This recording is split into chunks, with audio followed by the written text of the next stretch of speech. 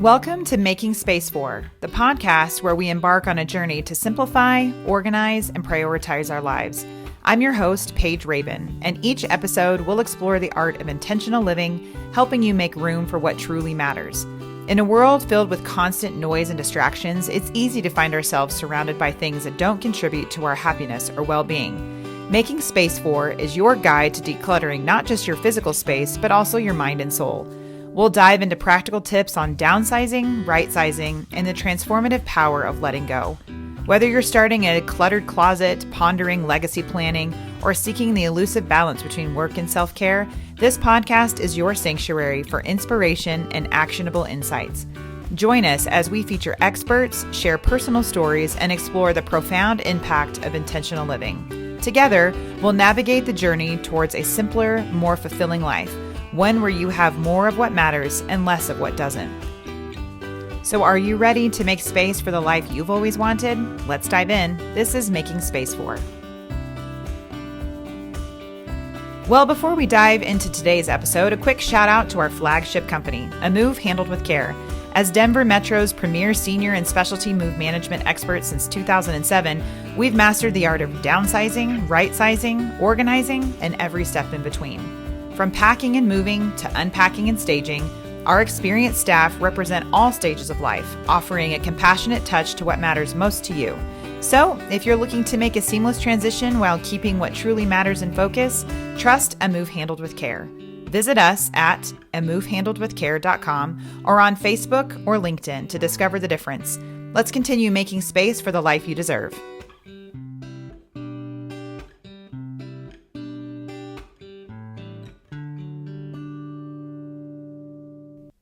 Welcome to the Making Space For podcast. I'm your host, Paige Rabin, and today we're making space for memories without the mess with a guest who's been in more attics, basements, and sentimental closets than most people will ever see in their lifetime, Matt Paxton.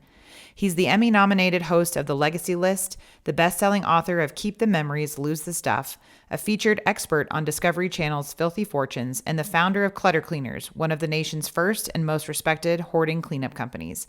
Matt has spent decades helping families and individuals let go of the physical weight of their stuff while holding on to the stories that give those things meaning. In today's conversation, we'll talk about how memories and movement intersect, how his work parallels what we do as move managers, and what it really takes to transform letting go into an act of legacy, healing, and freedom. This is Making Space For What Matters Most. Good morning. Good morning. Thanks for coming. Thanks for having me. I'm excited. We're so excited. I mean, we've known you for several years now, and this is a fun platform to be able to chat and share our chats with the world. Well, anyone that knows me, I love to talk. So this is perfect for me. You have the gift of gab. And you're a busy man, so you're headed from here straight to do homecoming tonight. Yeah, We're and then Dallas today, Atlanta tonight for homecoming for the kids, and then I'll be on stage in Vegas at 9 a.m. on Monday morning. What's the one in Vegas again? SMASH. It's like the National Senior Living Marketing Association. So it's like the top 300 senior living executives, and I have to give the keynote. And I have not written it yet, so I hope to write it on the plane tonight. Well, luckily you have a lot of content. Yeah, it's really picking what stories I'm going to tell. I guess so people don't know how we met. Mm-hmm. We belong to a National Association of Senior Move Managers. That's how we met you. That's what we do. So how did you get involved with NASM? I guess let's tell people how we met and what the connection is between what our business is and what you do. So NASM's a weird thing. It's a bunch of competitors, and we all get together and we're all really tight. I think one thing that's nice about the senior move industry is there's so much business that we really can't afford to compete. We have to all get along. Because I'll get a call from someone that has I'm in Atlanta, and someone will call me and say, I got this house in Miami and I got one in Denver. And so I'm always looking for really good move managers. And when I met you guys, it was they could lock down Denver. We're good. I don't need to look anywhere. Yeah. And so I'm always ABP, always be poaching. I'm always I love that. Yeah. for workers, for workers. I'm always looking for move managers. We call them OSMs, on-site managers. But I'm always looking. I'll be at school and I'm in a kids teachers meeting, and I'm like, this lady would be great. I should be talking about my son's test scores. Job? Yeah. Because this seems really stressful. I've got a place to be really, and I'll be at the restaurant, and I'm always poaching I'm always looking for talent, and I'm always looking for partners, and because this industry is so quickly evolving. for the listeners that don't know, this whole industry started with 20 women, 20 really badass, positive women that were in a living room. They were helping seniors move, and they knew that there needed to be ethics around it. Mm-hmm. So the entire industry is built on 20 women saying, hey, there needs to be ethics built around this industry because we're working with seniors, and they're not going to be able to protect themselves. And so the industry as a whole is built on the foundation of like earning trust and really having a sound ethical ground. And so when I was cleaning houses early on in my career, I was on Hoarders really early. I got very lucky. I got on a really cool show called Hoarders. It wasn't out yet, and so no one knew about hoarding. Mm-hmm. And I was cleaning houses in Richmond, Virginia for $15 an hour. And I thought I was rich. I did not have insurance. I did not have a truck. I was using an old, what was that car? The one that was like made of plastic. I don't know. Saturn View. It was a Saturn View. Saturn View. I had a Saturn View that I would like put trash bags in and go to the dump for free. I mean, this industry was not mature yet. And I remember. But you didn't jump into hoarding first. I did. So it's funny. So I was when I was 24. I'm 50 this year. When I was 24, my dad, my stepdad, both my grandfathers all passed away, and I was a kid. I was 24. I was lost. I was pretty much an alcoholic, and I was pretty wild. And I was available. So my family had me. Mm-hmm. It wasn't like they're like, oh, he's meant for this. Like the only one that didn't have a job. And so people always say, how'd you get into this? And I say, well, I failed at everything else, which is true. I mean, I was at a low point in life, so I started cleaning the houses, and I did immediately find purpose. Like I was like, oh, this is cool. And I fell in love with the stories, and I fell in love with the people. But the first 4 clients were my family. And so I was finding out all these crazy stories about my dad, my grandpa. We also have a connection. I have a connection with you guys where my grandparents' ranch was north of where y'all are from. My grandparents' ranch lived. If these people who listen from Colorado, my grandparents had a ranch. If you go in Cowdrey, Colorado, which is the town past Walden, and Walden is at the top of the Poudre Canyon. I mean, you gotta be lost to get to Walden. You do. Or want to go ice fishing, and that's where their ranch was. And so I would spend every summer there, and he was this hardcore, just really like good man. He never drank a bit of alcohol in his entire life. I think I told you guys this story. He started a church. They started a Southern Baptist church in Walden, Colorado. And that's a tough sell. When your church can only be open like 6 months because of the snow. Well, they opened it, and there's a point to the story. They opened that church, and for 8 years, nobody showed up. 8 years. Like, I'm not exaggerating. And she would teach Sunday school, and he would preach. And they did that just to each other for 8 years. And they always said, well, it's not my call. Like, if it's supposed to happen, it'll happen. And I wish I had that kind of patience. Yeah. Like the patience and tenacity. I don't care. Amazing. Yeah, and I don't care about anybody's faith. I hope they have something that works for them. It's not my place to put mine on anyone else. But I love that focus and that dedication to whatever you're into, right? And so I was cleaning this man that did that. He never drank a drop of alcohol in his life, like dedicated man, farmer, all that. And I was cleaning his house with my grandma. She wasn't dead yet. She ended up dying later that year. But I was getting to clean the house with her. And so my first coworker was my grandma, you know. Mm. They were married they wanted to get married when they were 14. Their mom made them wait till 16. That's crazy. Which is crazy when you think about it. A couple years. And we found a telegram from him to his sister. And I mean, they lived in a cashless world. That was all, like, they bartered up there. There was no cash. Like, nobody had money. They did rabbits, and, you know, some people do vegetables, some people do fish, but they would trade food to survive up there. And just salt of the earth people. And I found this telegram from when he was 18, and he was in Alaska during World War II. And it said, Alaska's nice, send more money. And it was like the most simple thing from this man that I idolized and always strived to be. And he was just a man of like, just purity. And then he was a teenager. I found a letter when he was a teenager. He's just like, this place is awesome. Send me some more money, you know? And it was like, it just normalized my grandpa after he passed. And so for that was like a really big moment for me. And I was like, I want to do this. And fast forward, a couple houses later, I get back to Virginia, and all my grandma's friends are calling me. And they're like, we heard you helped out. And so for a guy that was lost in life, like, all of a sudden I had a purpose. I had people that, like, my wife's here. My wife's in the other room listening. And, like, we always joke, the big thing is like, okay, well, I don't need a parade for this. And when I say I don't need a parade for this, it actually means I need a parade for this, And so like, it was the first time in my life where I didn't feel like I needed a parade. Like I felt like the work was the parade. The work was the parade, you know? And it was just, I found some calm. And so I was really happy to get it. And so I was like, I'm going to start doing this. And then I was also working at a grief camp for kids at that point. Someone had said, hey, you need to go help these kids at a grief camp called Comfort Zone Camp. It's a camp where if kids have lost their parents, they go. And we had one-on-one matching with kids. So my job was to hang out with 10-year-olds who just lost their parents and like connect with them and make them have fun at camp. It's in a magical place. I loved it. And so I would do that on the weekend, and then I would clean houses during the week. And I found that we were doing this. I was saying the same stuff to the grieving kids and to the grieving grandmas that I was helping. And so I was using the same techniques that we would use in like fun therapy for these kids. I'd use them with the grandmas, and we would start telling jokes, and we'd have fun. And I'd be like, tell me what you, I would always like, what'd you do during the war? And they would tell me these this was 25 years ago. Yeah. They would tell me these amazing stories of like what they did during World War II. And they'd tell me these crazy stories of how they met their husbands, and, they go to the bar, like the Tantilla. In Richmond, Virginia, there was a bar called the Tantilla, and these women it was right across the street from the train station. So the men would get home from the war, and then they'd go to the Tantilla. It was a brown bag place where you'd have to bring liquor in a brown bag, and then they'd go dancing upstairs. And all these women would tell me about the Tantilla.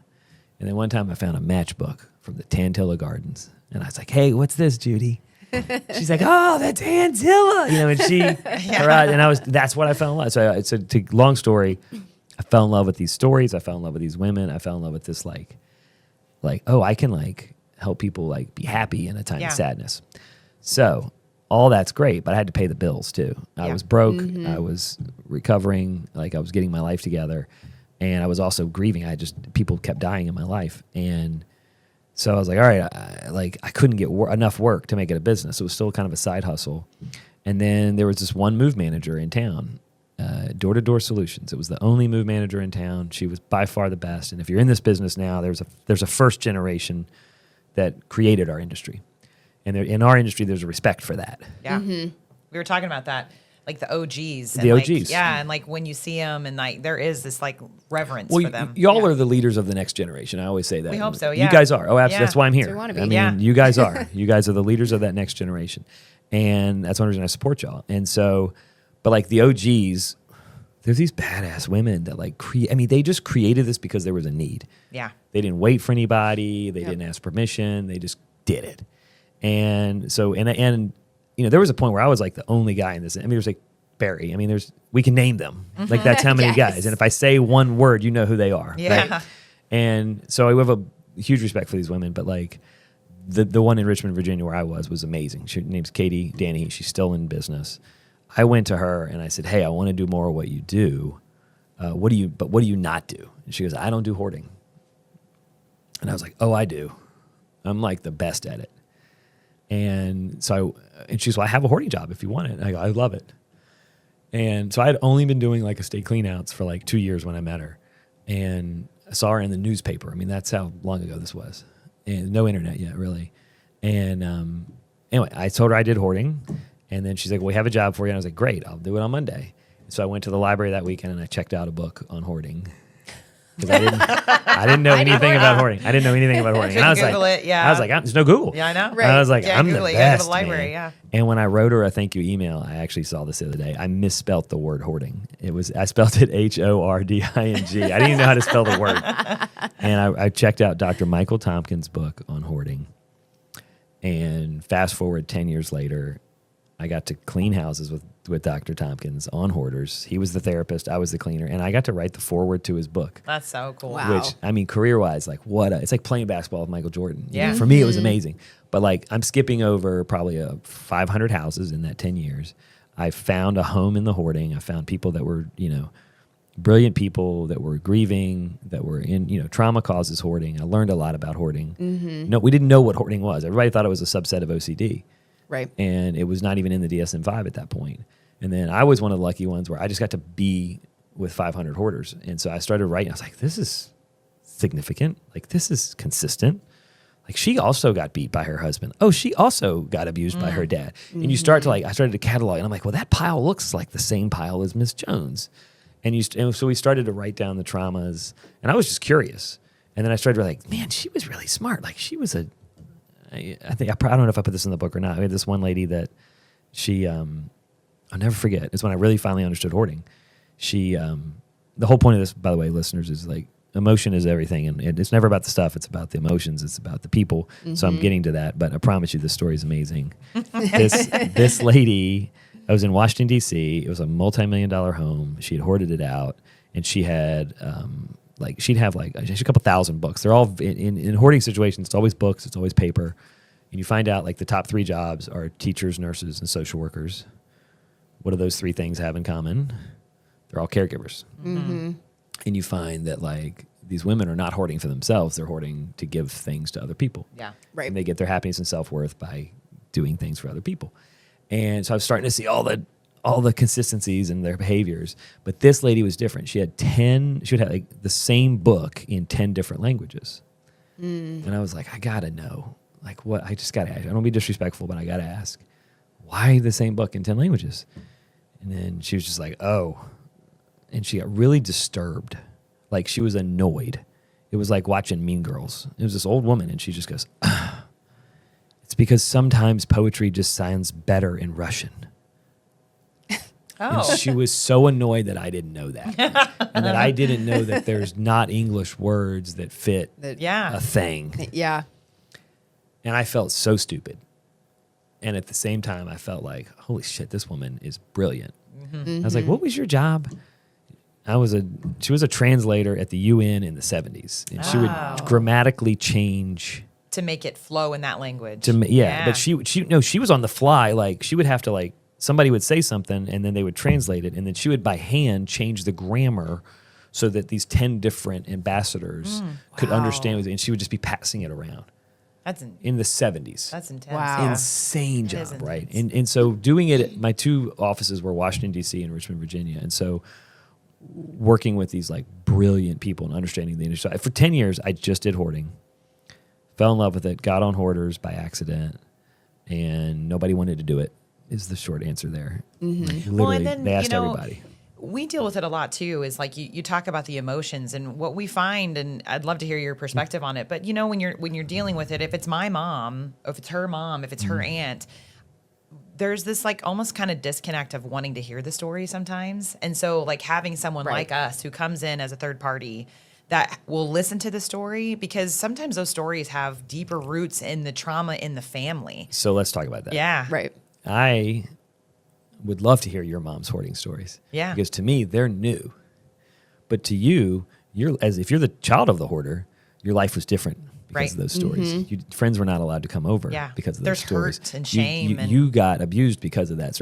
So the children of hoarders is actually the hardest situation because they didn't ask for this. Neither did the hoarder, but the hoarder still had some control of the life. The children of the hoarder they're done, man. Like their life is significantly different, and they're trying to make a generational change. And so, for the child of the hoarder, it's like they're like, I don't want anything to do with this. Like, screw this lady. And they're angry, and I'm like, oh, she's magnificent. She's back. Like, you gotta hear like, no, her. you don't even they're know. Like, F you, dude. I got no interest in this. Yeah. And so I had to navigate that. Mm-hmm. But like, you have to respect the room. That's what I always say. Mm-hmm. Like, whoever is in the room, whatever family member's in the room. The family's been trying for years, and now a third individual, an independent party walks into the room, and we clean it in a week. Right. And they've been trying for 30 years. Yeah. And it's that tug and pull and the emotional heaviness, and then everybody gives up, and the things. But we're like not that. attached to that. Right. And so I always say, like, man, families shouldn't clean the hoard. Now, the senior downsizing, I love for the families to be there because I want them to hear the stories. Yeah. For the hoarder, I don't want the family there because they're done. Yeah. And they're not going to be excited. Like, they've been waiting for this clean out for 20 years, and then the house gets cleaned, and they're still angry. All the trauma and damage that's happened over 20 years is not gone. They're just looking at an empty room. Right. And so they're like supposed to be happy. So your new show, Filthy Fortunes, I think is a good segue. So do you find that when you're doing those big hoard cleans, because at the end of your show, I'll tell you, like, the family always walks in and they're like, wow, this is amazing. I can't believe this. But do you see off camera that other side of it that then they kind of are like, but wait, now I'm still left with my own emotions, right? The stuff is gone, but my emotion is still in there. 100%. So it's this thing we call the hoarder hangover. It's 2 days after the cleanout. And you have to tell the hoarder, hey, you're going to be devastated tomorrow. You're super happy. It's all regret. You're super happy right now. This is amazing. And by the way, on that show, on the show Filthy Fortunes, I sold everything. So I'm also handing them like 20 grand cash. Like a ton. And in cash. Like I remember, you just like pull it out of your pocket. I pull it out of my back pocket. And which also, and I heard you on another podcast where like that's also we're like, oh no, he can't be giving the money because they're gonna go spend it. Well, no, that too, but also like we're like, no, most of the time people don't have stuff that's worth anything, and so like, please don't tell people it's worth something. Well, so let's have that conversation. So I actually have turned my brain on that. I now believe that there's $5 grand in every house. Is there 50 grand in every house? Absolutely. I love that number. No. That seems reasonable. That is a good number. Not that's 50 doable. Grand. Yeah. There is $5 grand in every house. So this is why 2 days later our clients call. Yes, and with go, the upset of like they were super happy and we're a little confused. Like, oh, they're going to name their kid after you on Sunday when you finish the job on Saturday afternoon. They're like, I'm naming my children after you. Right, but then 2 days later they're like, but wait, I just found this, and you're like, where's this? Where's this? Wait, you were super excited. Someone stole a $2 bill. Yeah, like bitch, I just gave you 50 grand. Like, what are you talking about? Sierra was just talking about like we do photo inventory, and she was like, we got a call from a client several days later. Well, this you took the whatever, and it's like something nobody wants. And she showed him like the before and after picture of it in the cabinet. And she agreed in the that cabinet. It was it's there. Yeah. So it has nothing to do with it has nothing to do with it. It's more loss. Yeah. It's more trauma. It is. And I need to blame someone and for it's the loss. control. And if it's a partnership, this is when it gets really complicated. So like the husband typically. So if you watch the shows I've been on, it looks like hoarding is 65-year-old white women, right, with cats. Yeah, that's not the case. A lot of cats. The cats thing is real. It's easy. Cats is easy love. Yeah, it's the most amount of love you can receive for the least amount of affection. All of that being said, it's not that 65-year-old white women are the most hoarders. Men actually hoard at a higher rate. Men hoard at a 51% rate. Women hoard at a 49% rate. But women are more likely to go through the shame and embarrassment to get the help to fix their family. Totally. I don't think anyone would disagree with that. Yeah. We get most of our estate cleanouts are males. So what does that mean? They kept the secret till they died. Yeah. So it's the same client. They're just dead. Right. We still have to read the client. We have to figure out where the stuff, all that stuff. I will say, I lost the question. What was the whole point of the question? Which is the emotion behind. Well, like the day after. The day after. The hoarding hangover is very real. You have to say it ahead of time. You have to say to the client, like, right out, give them their journey, give them their excitement for an hour, and then you pull them aside privately and say, hey, look, your family's happy right now. Your husband's really happy right now. Everybody got the space they wanted. You got some cash. This is great. You're going to be devastated tomorrow. Yeah. And then you tell them, and by the way, you'll be happy again on Tuesday. So you have to tell them the whole emotional journey. So you got to let it pass. Because they've had trauma that has lasted for decades. Right. They don't know that the trauma is going to end. Right. And we say, this is just aftershock. Like, don't worry about it. It's normal. You should feel this way. Right. And by the way, write down everything you're feeling. I need you to, because otherwise they're going to call you every 10 minutes. You're going to get 100 emails. Yep. And so you say to them, hey, and by the way, you can't, it's hard to charge for that. You already got paid. Right. Right. You know, and how do you go back and be like, girl, you've been crying to me, so this is another $200. You know, you can't. So I say, hey, look, be prepared. You're gonna have all these emotions. It's valid. It's real. It's okay. It means you're actually doing it right. Right. It's probably like that, the psychologicalness of you've got all this stuff and it's taking up so much mental space and you don't realize it's taking up so much mental space until it's gone. Yeah. But then once it's gone, I would imagine then it goes in from like kind of your head to your heart, and then you've got the heart emotion, but then you get back into your head and realize I got way more space in here. I got time.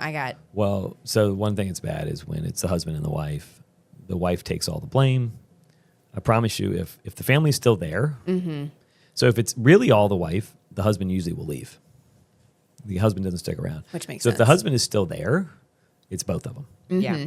It's just the mom has taken all the blame to survive. Right. So when we're cleaning, the wife has accepted this and acknowledged it for years, sometimes decades. So she's okay with the cleaning. The husband is like, oh, my wife's so messy. Blah, blah, blah, blah, blah. Don't take my tools. Don't take this. And so mid-clean out, he's realizing mid-clean out he's the problem. Him. Right. And then you clean the house out and you're like, congratulations. And he's still an asshole. Right. You got rid of the clutter. Right. But that guy's still a jerk, and he's been a jerk for 10 years, and there's a lot of valid reasons why, but he's not going to change his behavior. And so that's why on the hoarding side, we actually mandate therapy for the entire family. Right. ethically, we don't think it's right to clean a house unless everybody's in therapy. Because mathematically, we know if you go to therapy, there's about a 60% chance the house will stay clean. Yeah. If you don't go to therapy, it's 100% guarantee it'll fill back up. Yeah. 100%. Especially when you hand them $20,000. Yes. Yeah. Like go get your stuff. Then they're probably on the streets trying to go, hey, we used I'll borrow it back. we changed about 10 years ago. We changed the way where we don't donate any of the stuff to local donation centers because we had a lady that went back to Goodwill and bought her own stuff back. Yeah. What do you think? We talk about this all the time, like the evolution of senior move management or even just downsizing, hoarding with our generation, like our parents, you talk a lot about, people who've suffered through the war, people who have, gone through the Depression, things like that. And when those folks start, what are your predictions about accumulation? Love this. Okay. Accumulation is very real. The next generation is actually turning into our grandparents. I don't know how old you guys are. I'm 50. We're 40. We're 40. Yeah. Okay. So you're a little younger than me. But same music. So we'll say we're the same age. If it's good. Yeah. We'll say we're the same age. This is what I believe. Our kids are more minimalists. They care about less because the quality of stuff isn't there. They also don't have their family time is defined in different places. Like our family time was in the dining room. Yep. Our kids' generation, their family time was on the way to a game, on the way to the lake, on the way to the ski house, whatever your regional thing is. Like we didn't have ski houses. We weren't poor. We just didn't have more stuff. So we've gone on this like 50-year accumulation bin, and anything is cyclical. And so they were on the back end of that. And so I actually think, by the way, I was an economist before I did this. I don't know if you guys know that. I worked at the Federal Reserve. Yeah, I worked at the Federal Reserve. I was an economist for Federal Reserve and for Caesar's Palace. So I love this question. Yeah. Okay. So what I see happening is politically as well, I don't care what side of the political spectrum you're on. But if you're not on my side, you're wrong. I'll say that. What I believe is I don't care if you're rich or poor, and that's where we're divided now. It's not about ethics or race. It's about rich and poor. And those of us that are poor, and by the way, if any of us are listening, we are poor. We are not rich. Used goods are going to become a very hot commodity. I have talked to Amazon. They are trying to build a used goods marketplace. If Amazon is trying to build a used goods marketplace, Walmart is trying to look at a used goods marketplace. Wow. I didn't know that. One of the largest, Goodwill is now the 4th largest retailer in the U.S. Is this true? They're the largest. Thrifting is popular now. Thrifting is popular, but what you're going to see in the next year is it's actually going to become necessity. So I'm seeing in the houses, like what's really been weird about filming season 2 of Filthy Fortunes is we sell all the stuff out of the house. Just we got 3 days to empty the house. And so we actually do a yard sale. You don't see it on the show. But that's how we get the numbers so high. Is like 500 people show up because they want to meet us. Sure. And I'm like, yeah, this is great. I'd love to take a picture with you, but buy something over here, right? And so we're selling the bucket of tools. We're selling the stuff that we used to donate 10 years ago. Right. In this business. I would donate truckloads. I have not had a donation pickup this year. Wow. We're selling everything. And people are buying at small numbers. They're buying lots of tools. They're buying lots of, everything. And people, it's going to get bad. Money-wise, I believe that. And so I think used goods are becoming more. So actually, ironically, in our industry, I think we're in a really good place. But you have to provide solutions to sell this stuff. We were talking about like accumulation is different, but also the mentality of like hiring things out. Those generations didn't, everything was DIY. Everything was do it yourself. Find a neighbor, find a friend. Our generation is...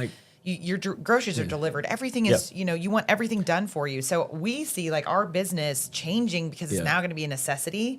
But is the content going to be? It's just interesting how this content's going to be different. Content is not as high quality. You're not going to have a dining room table that survives 50 years. Right. No. It was like from Ikea. It's a kitchen island now. Yeah. Right. Like it's gotten replaced. It's not even nobody. We don't have it. We have 7 kids and we don't have a dining room. Yeah. Yeah. Everybody eats. It's a music room. Do you have a big island? Yeah. We have and everyone eats around the island. Yeah. Exactly. Yeah. And nobody uses China anymore because you can't put it in the dishwasher. Nope. So I do tell my clients to use it now. We do too. Yeah. And we're like, if you have a Swarovski crystal, Yeah. you might as well use it. Put it in the dishwasher. I go, be crazy, put it in the dishwasher. Right. I know. Just try it. What's going to happen? Your mom's dead. She's not going to get mad. Right. It's okay. Just don't put it in the microwave because it might explode the house. The gold on it. I think you're going to see people really use what they have. I think digital hoarding is a real thing. I do think there's going to be a system in the next 10 years. This is where I get. So let me paint the picture for you. I am a minimalist, but I'm also a prepper. Like I'm a minimalist that has 10 days of food because I actually think shit's going to get bad. And I know that I'm not trying to be a conspiracy theorist, but like I do think we're going to lose the internet for a while. Like that's what World War III looks like. It's the internet shuts down. And how do you think your kids are going to do with no internet for 10 days? Start to twitch. It's going to be crazy, right? So, and I'm not trying. see Y'all their didn't know. face Yeah, again. y'all didn't know I was going to say this, but like I really believe like when we look at futurist stuff, like I do think we're going to have a throwback to like we're going to need grandpa's tools all of a sudden. Yeah. Like We're going to have to learn those basic skills. we're going to have to learn basic have skills to. again. And I can't. I kind of hope it happens. I would love to go back to I'd love to just come down 20% as a society, and chill. But I do think you're going to see in the next 10 years, used goods become really, really a commodity that are really important, and we need them. And people are now purchasing. I will tell you, the kids, like for me, a much more happier version of this story is like when I started this 20 years ago, getting rid of grandma's fur coat was like the hardest thing to do. I was afraid Peter was going to show up at my house and fight and all that. But like now, it's the first thing the kids want.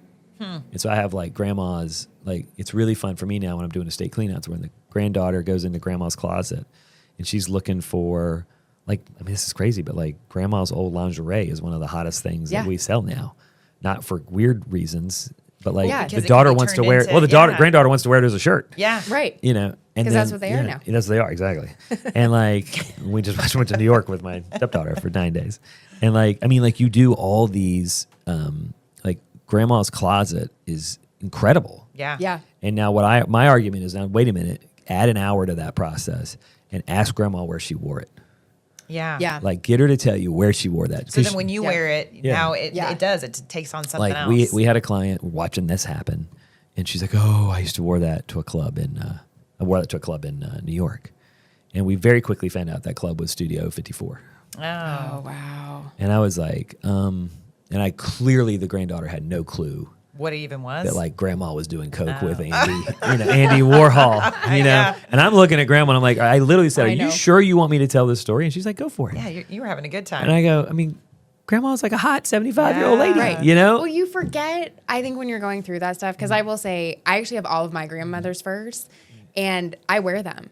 And I go to the National Western Stock Show because they sell furs there, so I can walk around and not have it, He does after you. He does not coming at at you. You live in me a tough town at for the that. beef Yeah, we do. convention. Yeah. But it is like when you were younger and you meet when you realize who your grandma is, she's older, right? Yep. She's in her 70s, 80s, 90s.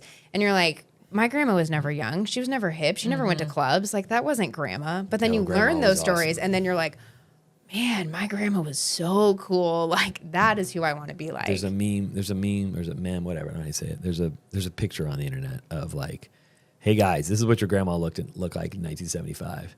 And she's just like smoking hot girl with tight jeans and long hair. Yes. I tell, if you've ever seen me, I think this story was in my book. If you ever see me tell the story about Armando, we were cleaning a guy's, we have this story called, one of the tools in our cleanup business called Hot Grandma. And it never fails, no matter what house you find, there's a picture of grandma looking like crazy hot. Oh, yeah. And so we hold that picture for when the cleanout gets complicated. So we have a system where every hour we bring something interesting or positive. Oh, I love that. Every hour. And so we keep a box in the back room that's empty. And we do room by room. So we'll put like 6 guys in one room.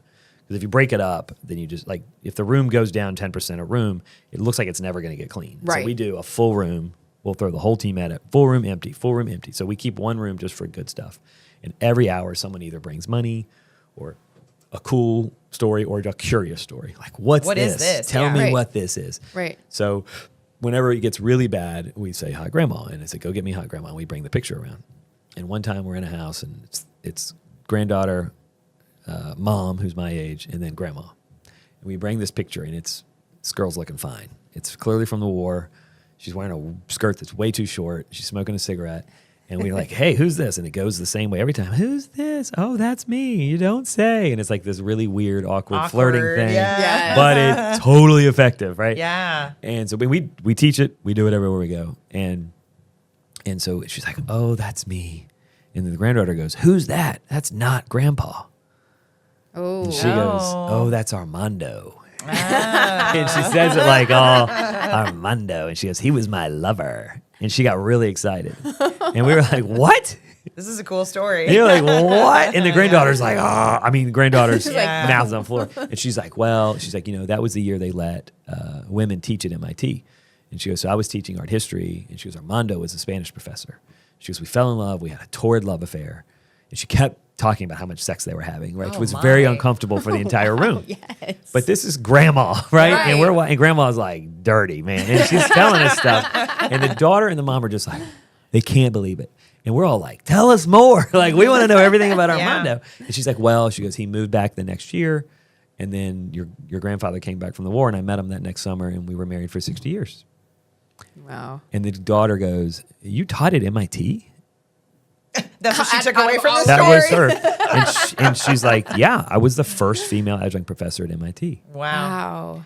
And so it's my favorite story of anything I've ever done. I tell it all the time. So if you've heard it, I'm sorry. I love that story. And by the way, she loves that I tell that story. She's still alive. She's like, tell everybody. You know, I mean, she loves it. That's great. And but like, she's not only proud that she was banging Armando, she's proud that she was married to her husband for 60 years. She's proud that she was the first female adjunct professor. Like, there's so many more complex layers to grandma. From that one photo. And that is what I am telling you is so great about our career. Yeah. Right. That is an opportunity to buy. And by the way, the dress that this is the best part of it. I always forget it. The dress she's wearing in the picture, of course we found it in the attic. Oh, man. And so the granddaughter ended up turning that into handkerchiefs for all of her bridesmaids. Cool. And she told everybody that story. The story. Yeah. Right. And so it lives on. Right. And so like one of the things you'll hear me talk a lot about is like, you know, I lost my dad at a very early age. My dad, my stepdad, both my grandfathers.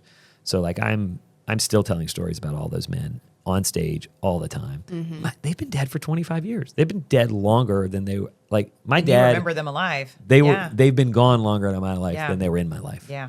And the irony is like my dad gave me my career. Mm-hmm. Yeah. And my dad would love that, by the way. He would like think that's the coolest thing in the world.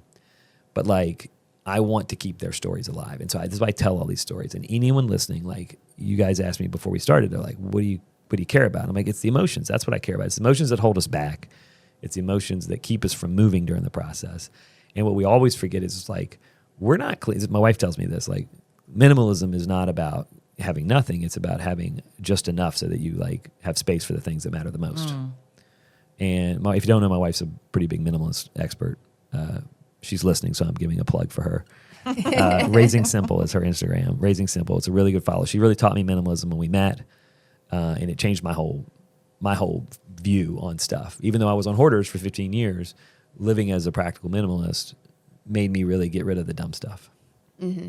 And we have 7 kids, and so with 7 kids, like everything's expensive. And for us, the only thing, like our family time is actually not cooking. We don't like to cook because it's Thanksgiving dinner every night. We're 9 people. Yeah. Right. And if her mom's there, we're 10 or 11. Like it gets really big. And so we go out a lot. Like we eat out 3-4 nights a week. And people think we're crazy. But like that's our family time. Mm-hmm. That's when we connect. If she and I had to clean and do dishes for 10 people every night, we're not able to relax. We're not able to have fun. Right. And so we do spend a lot of money on food, and we're okay with that because like that's our family time. Mm-hmm. And that's when we bond. And when we don't have a lot of stuff, so we can do that. Right. Does that make sense? Right. Yeah. Like, and so I just tell everybody, like, whatever you do, get your family time because that's what matters most. But the stuff that I'm getting rid of, like the stuff your grandma had in the living room, it mattered to her because that was where she had her family. Right. Mm-hmm. And I always hear that word, nobody wants your stuff. What I'll tell you is it's not that nobody wants your stuff. I'm saying this to our clients. It's that they don't want that stuff. They don't want like the dining room. Mm-hmm. But like they do want grandma's coat. Yeah. Right. They want something. Yeah. Right. Yeah. Like I got my dad's chair. Yeah. I love my dad's chair. Mm-hmm. Still have it. I have my grandma's diamond bracelet. Yeah. Like that was the one thing I asked. Yeah. And I was like, I know I'm one of several girls, but like that's the only thing I want. Yeah. So if I can have that. Yeah. But we hold on to stuff. I mean, if I have to summarize my 25-year career, we hold on to stuff because of the people that are attached to it. Mm-hmm. Physically or you gave it to me. I mean, I have a lot of clients. I wrote a chapter about this in my book, The Guilt. And AARP did not want me to put this in the book. And I'll be like, hey, like, why are we holding? Oh, my grandma would be really upset if I got rid of it. And when did your grandma die? 1988. So you're still afraid of this woman? Yep. Mm-hmm. Mm-hmm. I'm like, do you use this? Nope. And oftentimes it'll be like a whole living room that they don't go into. Right. Right. But they don't want to get rid of that furniture because they don't want to upset a woman that died 40 years ago. Yep. Yep. Which is crazy. Right. It's crazy. Well, and some people, one of my favorite clients, I did a podcast with her actually, and I didn't really understand it at the time. It was right after COVID, so it was kind of a weird time in general. And I didn't really understand, like her house looked like a museum. It was just antiques everywhere. And I couldn't, like, to the point where it was the high chair that she was in as a child, kind of. Which, by the way, I can't legally sell. Oh, really? No, those high chairs are, you can't sell them. No. Yeah. Oh, yeah. You kid stuff. No. Yeah, but keep going. Yes. But I didn't really understand it. And we walked downstairs and she had this whole bookshelf full of books. And she was like, do you read? And I said, yeah, I love to read. She's like, would you like to read one of my books? I was like, I'd love to read one of your books. So she handed me a book. It's just a normal visit, consultation. Yeah. We're moving her to such and such. I get home, I start reading this book. And I remember feeling like I had this feeling that the stuff that she was really tied to, I just didn't get. I didn't understand. We all have those clients. Like, you just kind of don't get it. And she, really needed to move and that sort of thing. I started reading the book and I'm like bawling my eyes out, and I call her and I'm like, oh my God, it's the piano. And I'm like, you don't understand until you hear the story, why it matters. And it's so important. So we gave a copy of that book to every one of our staff. And we said, you need to understand why the house matters, why the piano matters. And that is for that one specific client, but that's the same thing.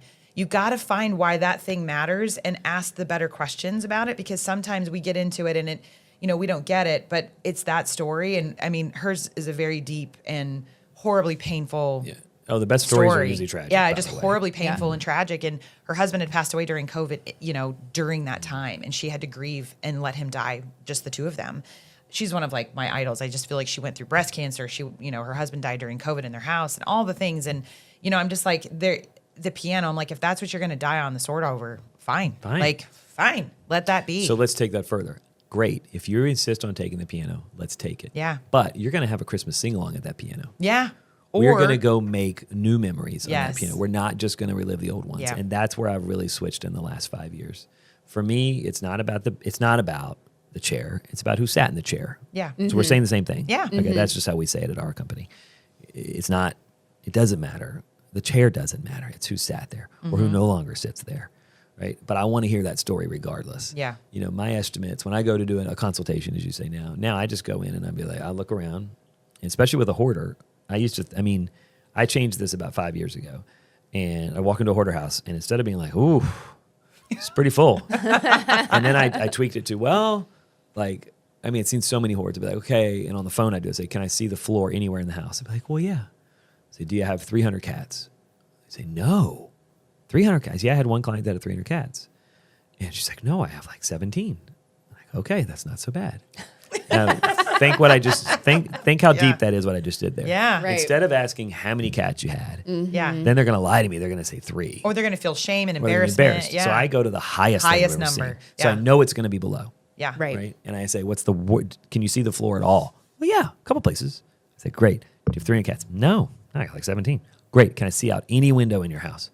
Yeah. Yeah, on the second floor, a couple of windows you can see out. I go, great. Ma'am, you are not in my top 100. That's great. That's a great, leveling the field. Yes, leveling the field for everybody. And then she'd be like, oh my God, someone's house is like that? I go, yeah. I go, look, I'm sure your kids think your house is gross, but I don't know if it's messy enough for me to clean. Like, I clean the messiest houses in the world. That's great. I really don't. I'm not sure. I'm not sure that you qualify for my services. Can I come by and check it out? Yeah. And then I walk through and I go, great. And this is if you're listening today, this is what I really want to say. When you're struggling with someone that has too much stuff, reframe this. Instead of saying, wow, you have too much shit. And I did that for years. And now I say, wow, you loved a lot of people.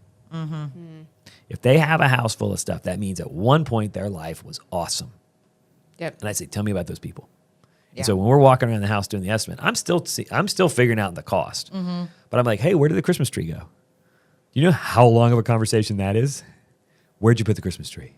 Well, first I look on the door frame to make sure they would have a Christmas tree. We look for the Jewish, what is it? The mezuzah. Mezuzah. I used to think it was a cigarette holder. It's not. No, Don't make that mistake. Put out your cigarette. Don't make that mistake. I made some horrible mistakes in my career. But I say, where's the Christmas tree? Where'd you guys? What was the best meal of Thanksgiving? And then I just get to that open-ended question and just let them go. And so the whole time we're walking around this, I'm hearing these incredible stories. Yeah. My new question is, hey, you can't start with this, but as I get to know them, I say, hey, what's the coolest thing you've seen in your lifetime? Like, what's the coolest invention? Yeah. You'd be amazed the questions that come out. Like one lady was like, well, first time I saw a car, that was pretty amazing. These are people that are alive today. Right. You know, spaceship's pretty incredible. One lady, she had hair curlers that she couldn't believe them. She's got hair curlers. She's like, I'm from West Virginia. That changed. That's like 4 hours. I had one lady. This is a true story. She was on Legacy List with us, the show I had on PBS for a while. She goes, oh, a water pump. She goes, water pump changed my life. And I go, what do you mean? She's like, I grew up on a tobacco farm in Virginia. She was a young African-American woman. Her father was somehow a landowner in the 20s in Virginia, which is a much bigger statement than you realize. Yeah. Yep. And no one understood how he got the land, but he was a tobacco farm. But she had to walk to the river, and it was like 2 miles each way. And she would walk to the river for water for the family. So she had to walk every morning. That was her job. And she's telling us the story, and she goes, when we got a water pump, she goes, I was able to just pump it really quick. And so I got about 4 hours a day extra. And she goes, then my dad taught me to read, and I started getting to read. She goes, that's when books changed my life. Now, her story, and we told it on the TV show, it ended up, she was the first African-American woman to get an MBA from Harvard. Wow. And she's like, that water pump allowed me to read. I wouldn't have gone to Harvard without that. And her story's even better. You're going to love her story. I said, why did you decide to go to Harvard? She goes, because they told me no. Love that. She goes, I didn't want to go to Harvard. Yeah. She goes, I didn't want to go to Harvard. She goes, she went to Howard. She's like, I really just wanted to stay at Howard. But when they told her no, she decided, okay, well, I'm going to get in. Yeah. She didn't know she was the first African-American person to go to Harvard. Or she didn't know. But she got in. She started. There's no place for people of color at this. So she started the African-American Student Union at Harvard. Love that. This woman, she worked nights cleaning out the Pentagon, like cleaning out in D.C., cleaning out, like she was a janitor. And she worked all the way through that, went to Harvard, got her MBA. She still owns, she's 83. She still owns the business that cleans the Pentagon. Like today. Whoa. She still owns it. She cleans like some 20-some buildings. Oh, wow. Like this woman is, she in it all because of she was just a client, y'all. Like I didn't know any of this.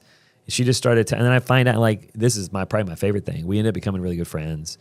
I was like, you need to be doing more public speaking. Like you're amazing. Like your story's incredible. So she started doing public speaking. And a couple years ago, I got bumped. I was supposed to give the keynote. And it was her. And they got her, and I got bumped for her. So then I was like, no, she made a better speech. Like she's hats incredible. off to you. Oh, dude. And she made more money than I did, too. Like, she's making money. I mean, she's a hustler. But, like, these are the people that are in our houses. And I think, like earlier to your comment, like, we forget that, like, this is someone's grandma. Yeah. Right. Now, I did a TV show on her, and now someone's doing a documentary about her. And her granddaughter came up to me. She's like, I didn't know my grandma did all that stuff. Yeah. Right. So for the granddaughter, it was normal. Yeah. She was just this tough old lady to the granddaughter. Now, we have a unique, this is kind of a recruiting thing for our industry. Like, that is a Tuesday for me. Yeah, Right. We say all the time, like, Exactly. the best feeling is the hug at the end and the welcome home. Hug and a and check. I tell her all the time, like, it's when we say welcome home, I get teary-eyed every single time I say it. And I'm like, because that is such, like, whatever journey we did to get you here, whatever that looked like, what a great feeling that we get to do every day. Hug and a check. All of our guys carry two shirts in the truck every day because you're going to get so much makeup on your shirt from hugging. If you're finishing the job, you have to change it out. Because we want to be clean going to the next house. Well, we always love, too, that, but if you don't get that hug, then we think we did it wrong. We do. Right. Yeah. And I love What it, too, when happened you if I leave don't and get they a go, hug? well, now we have to work together. I had a client say, well, we have to work together now because you know all my dirty, dark secrets. And I'm like, what was funny is that her and I were very entwined. And I'm like, well, you kind of know mine, too. So I guess we're bound for life. We hire a lot of them. Honestly, a lot of them end up becoming employees. Or adult daughters. We get a lot of adult daughters that join us. And OAD. Yeah. Yep. Love that. Oldest adult daughter. Yeah. It's the most important person in our industry. Yeah. So we're selling franchises now for my business, Clutter Cleaner. And so far, it's all but one is the oldest adult daughter. Interesting. Wow. That she went through it 4 or 5 times with her friends, hired us, and then realized they wanted to do it. Yeah. Yep. That's our business. I mean, it's not easy work, but it definitely is fulfilling work. Extremely fulfilling. It's extremely fulfilling. This is going to be a very odd question. How quickly do you fall asleep at night? Well, that's a convoluted question.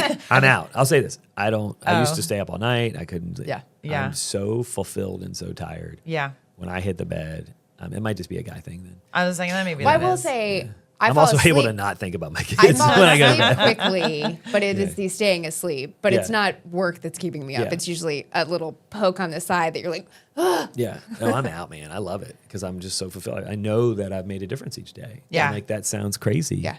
But I also, like, sometimes it does wake me up because there's, like, certain things because we want to do our job so well and we want to do it so completely. We want them to feel like they are our only client. And so there's, like, something you're like, oh, man, I need to wake up and, like, you know, write it down. Like, oh, man, you got to call so-and-so to make sure that's set up. We lost a jade vase.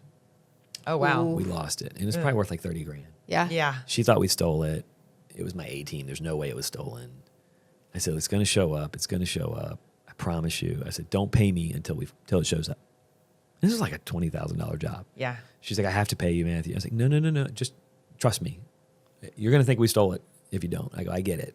I promise you it'll show up. We moved her, for like 3 weeks. And then in my dream, I figured out where it was. I woke up and I was like, it's in the foyer. And I waited till like 8 a.m. and I said, go look in the foyer right now. And she found it. Oh, it's in the drop drawer. Exactly where it was. Just, I forgot. It was. Yeah. Yeah. And then she's like, oh my God, thank you so much. And I go, great, please pay me. We're broke. Like, I got to make payroll. I got payroll on Friday. I waited. But it was just like, even that, like, she was so upset with us. She was devastated because she thought, like, not only did she think she was missing something from her mom, she thought people that she now trusted and let into her life had wronged her, which is more trauma. It is. Right. So she was going through this roller coaster of emotions. And the clients who think that we did a bad job, not because we didn't do, you know, something. It's that, like, almost kind of like hitting your integrity of like who you are. You know, the adult daughter who's an attorney who is like, you're just taking advantage of seniors. And you're like, no, we wouldn't be in business. Like, that's the stuff that just devastates you because you're like, we literally give our blood, sweat, and tears to what we do. So I was saying, time tells the truth. And I'll say it again, time tells the truth. And I think it solves all our issues in life.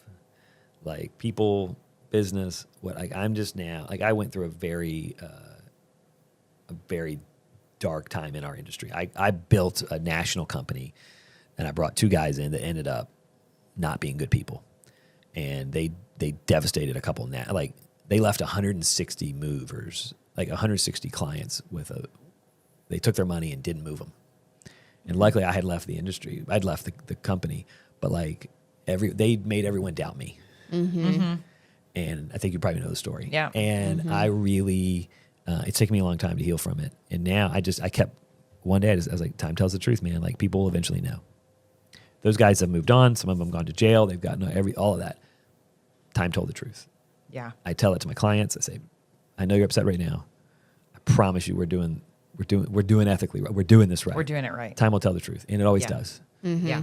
People in your life, when it's negative, I promise you, time will tell the truth. Yeah. Because, I mean, it's either it's good or bad, you know, but like in our industry, when we get challenged, it's really hard. Yeah. Because we've given it everything we got. Everything we got. Yeah. And I mean, we've both been to therapy over a client that's like ripped apart like who we feel we are at our core, you know? Yep. And that's the thing is, like, when you are in this caregiving space, people sometimes forget that that's why you got into it in the first place, is because you have a servant's heart, because you want to make a difference, you want to make change. If they don't know your middle name, it's not about you.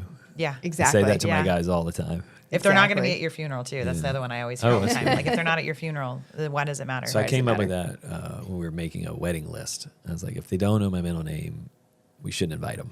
That's a good cutoff. That keeps it real. It didn't work. It didn't work for weddings. Didn't work. But I will say, I tell all my guys, if they don't know your name, it doesn't matter. It's not about you. It's about something else. And it usually is. And it's never about the stuff. It is never about the stuff. No. It's about the people or the emotions attached to it. And we are very lucky to be in that journey with these people. I think we have the best job in the world. Like, I can't believe I can raise my family off of helping people. Yeah. Like, it's crazy. Yeah. You know, and I just love it. I love it every day. If you had to give one, I don't know, anecdote, word of advice, whatever, to someone who feels paralyzed to start, what would it be? I've started saying this a lot at senior living communities. I hope this works. I love this. I like you. I'll say it differently. I combine these two. My middles, we have 6 boys, so he's now 14. A 14-year-old. He was 13 at the time. He came home from school. He's like, Dad, he's very unemotional, like extremely unemotional to me. And he goes, Dad, I read at school that the average man, this is my imitation of his voice. He goes, I read the average man only lives to 72. He's like, you're 50. He goes, how does it feel to be in the last 30 of your life? And he was genuinely curious. Like, genuinely just wanted to know what I thought. I was like, well, it felt great until you said it that way. I go, So you were like, I'm dying. Just getting started. Like I'm just getting my crap together. I feel like I'm killing it. Like I'm okay with it. But he's not wrong. And so I challenge a lot of my clients. I say, guys, like you're over that. A lot of my clients, I'm like, you're past that. You're on borrowed time now. Let's be really blunt. I go, you're on, like, do you really want to spend the next 5 years?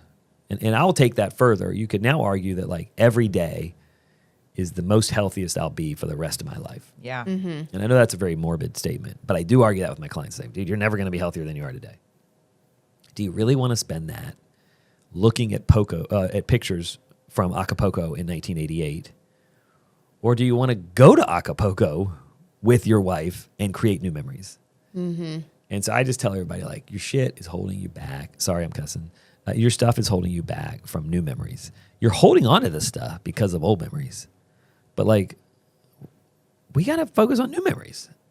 Like, that's why we're here. You worked your entire life for now. Like, let's do it.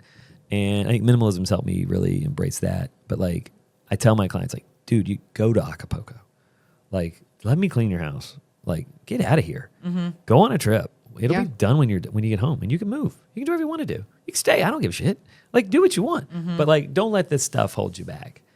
And I will tell you that like the borrow. When I start looking at time as a currency, that has been a big mindset because I'm 50. Like, I'm not old. You're in the last third. But I'm in the last third. You're exactly right. And so I really like. Do I really want to? And worrying for me is a big part of my life. Like I could spend days worrying about nothing, and I really believe worrying is a choice. And this is all combined to stuff. Like we worry about stuff. What are we going to get for it? Yeah. What it's the thief of joy, they say. Yeah. Worry is the thief of joy. It is. Or we could just keep living. Yeah. And get rid of this crap. And so I've really gotten simple on it. I love it. What was the other? I had one other, but I think I just put the value on your time. Also value your time at $25 an hour. Anything you're doing in your home is $25 an hour.